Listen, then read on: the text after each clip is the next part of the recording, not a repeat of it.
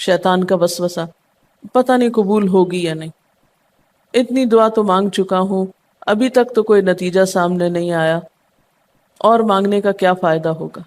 کیا واقعی دعا مانگتے ہوئے یہ وسوسہ نہیں آتا سب کو؟ یا یہ مایوسی کی کیفیت نہیں آتی، میری تو نہیں سنی جا سکتی، معلوم نہیں وہ کون خوش قسمت ہے جن کی دعائیں سنی جاتی ہیں، اس لیے چلو کسی اور سے کہہ دیتے ہیں وہ میرے لیے دعا کر دے، اپنے لیے خود کیا کرنا۔ تو شیطان ہمیشہ دعا مانگنے کے عمل میں رخنا ڈالتا ہے، خلل پیدا کرتا ہے، کیونکہ دعا ایک ایسا عمل ہے جو اللہ اور بندے کے درمیان ایک محبت کا تعلق پیدا کرتا ہے، ایک اپنائیت کا تعلق پیدا کرتا ہے، ایک تقرب کا تعلق پیدا کرتا ہے۔ جب انسان اپنے رب سے مانگتا ہے تو اس کا احسان مند ہوتا ہے، اس کے قریب آ جاتا ہے، اور مانگتا انسان کس سے ہے؟ جس پر مان ہوتا ہے، جس پر یہ یقین ہوتا ہے کہ وہ دے گا، جس پر اعتماد ہوتا ہے کہ وہ میرا بہت خیر خواہ ہے، میرا بھلا کرنے والا ہے۔ انسان ہر ایک سے نہیں مانگ سکتا، ہر ایک کے سامنے اپنی ضرورت نہیں رکھ سکتا۔ تو اگر دیکھا جائے تو ایک اللہ کی ذات ایسی ہے کہ جس سے یہ ساری توقعات پوری ہو سکتی، اللہ کے سوا کوئی نہیں کہ جو انسان کے ساتھ ایسا معاملہ کر سکے۔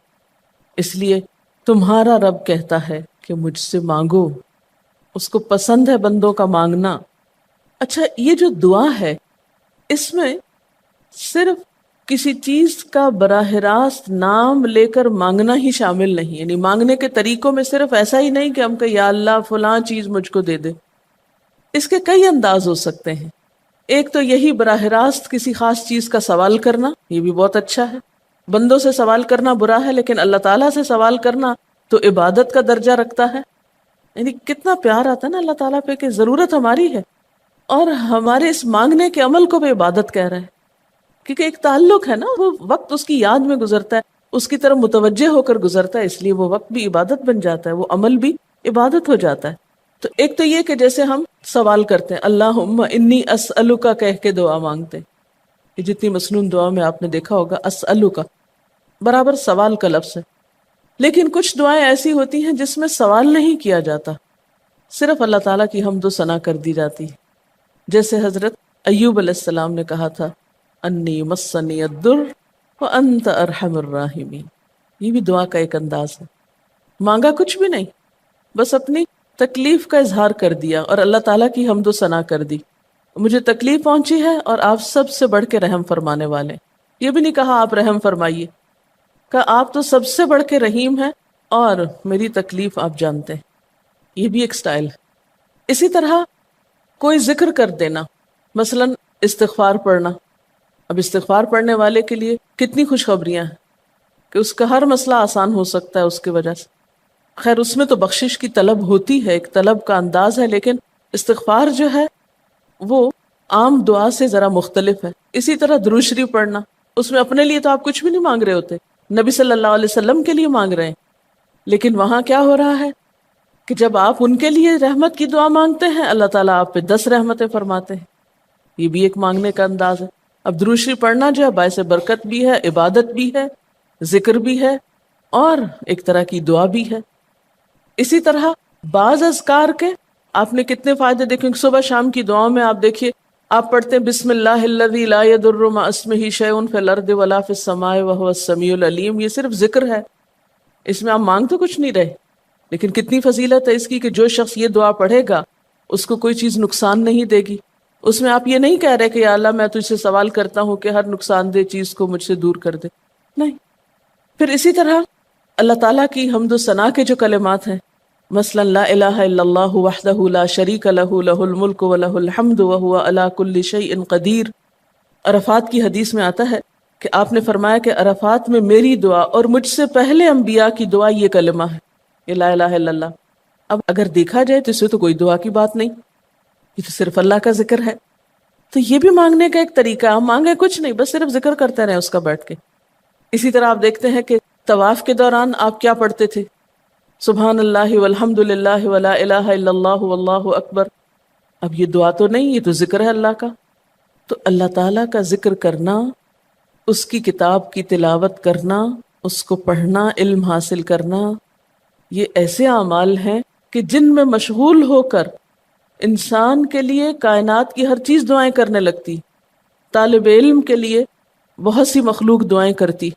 آپ مشغول ہو گئے کسی اور کام میں، خدمت خلق میں یا علم حاصل کرنے میں، اور اللہ تعالیٰ کی مخلوق شروع ہو گئی آپ کے لیے دعائیں کرنا. عرش والے فرشتے آپ کے لیے دعائیں کرنے لگتے ہیں اگر آپ ایمان لا کر اچھے کام شروع کر دیں. تو اللہ سے مانگنے کے مختلف انداز ہیں، ڈائریکٹ مانگنا بھی اور مختلف عبادات کرنا بھی.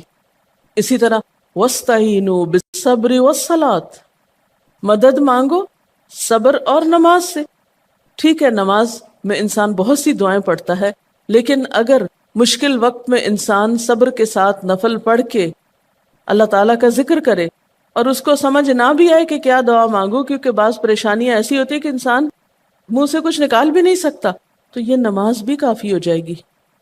وَقَالَ رَبُّكُمُ ادْعُونِي، اور تمہارا رب کہتا ہے مجھے پکارو. اور پکارنے کے کئی انداز ہیں. دل ہی دل میں پکارنا بھی آتا ہے، چپ کے پکارنا بھی آتا ہے، اونچی آواز سے پکارنا بھی آتا ہے، اکیلے پکارنا بھی آتا ہے، سب کے ساتھ مل کے دعا کرنا بھی آتا ہے. کوئی دعا مانگ رہا ہو تو آمین کہنے سے بھی بات بن جاتی. مجھے یاد ہے کہ ایک دفعہ میں عمرے پر گئی اور طواف کے بعد جہاں میں نفل پڑھ رہی تھی تو نفل کے بعد میں نے سوچا کہ میں اپنی دعا کرتی ہوں. اتنے میں ایک شخص عربی میں کوئی دعا مانگ رہا تھا. اتنی خوبصورت دعا تھی کہ میں نے ایسی دعا کسی سے نہیں کبھی سنی، اور میں نے صرف آمین کہنا شروع کر دیا. میں نے کہا یا اللہ، میری تو نہ زبان میں اتنی بلاغت و فصاحت ہے، نہ مجھے اتنی باتیں آتی ہیں، مجھے تو مانگنا بھی نہیں آتا، تو جو کچھ یہ مانگ رہا ہے مجھے بھی یہی دے دے. میں نے صرف آمین آمین آمین کہنا شروع کر دیا. یہ کتنا بڑا اس کا احسان ہے کہ ہم آمین کہہ کے بھی شامل ہو جاتے ہیں دوسروں کی دعاؤں میں.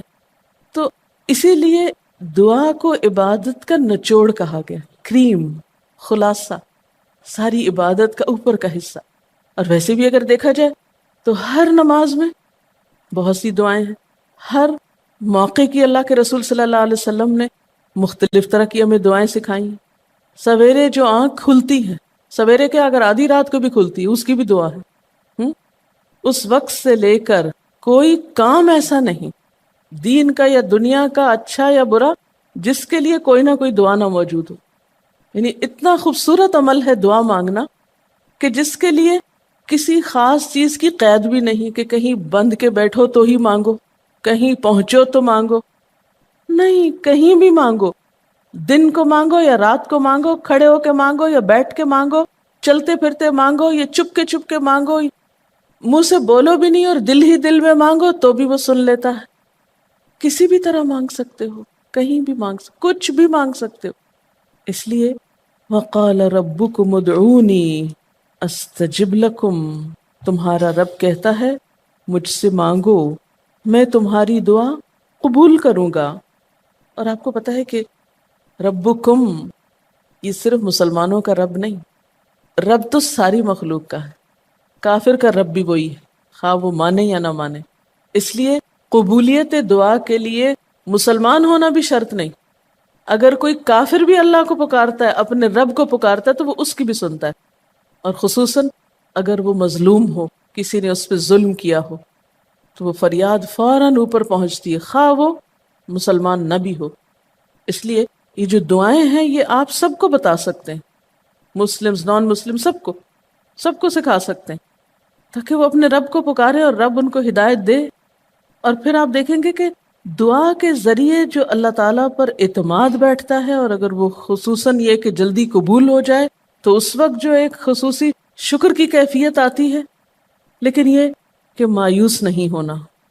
بات میں یہ کر رہی تھی کہ اس کے لیے کوئی شرط نہیں کہ کوئی شخص بہت نیک مسلمان ہو یا بہت اچھا مسلمان ہو، وہ تو گناہ گاروں کی بھی سنتا ہے. اس لیے بعض اوقات لوگ جب مایوس ہونے لگتے ہیں نا کہ ہم تو بہت گناہ گار ہیں، ہماری نہیں سنی جائے گی، تو انہیں مایوس نہیں ہونا چاہیے. مایوس ہو کے کہاں جائیں گے سننے؟ کس سے مانگنے جائیں گے؟ ان کو بھی پکارنا چاہیے، خواہ کوئی کیسے بھی گناہ میں ڈوبا ہوا، کیسی بھی حالت میں.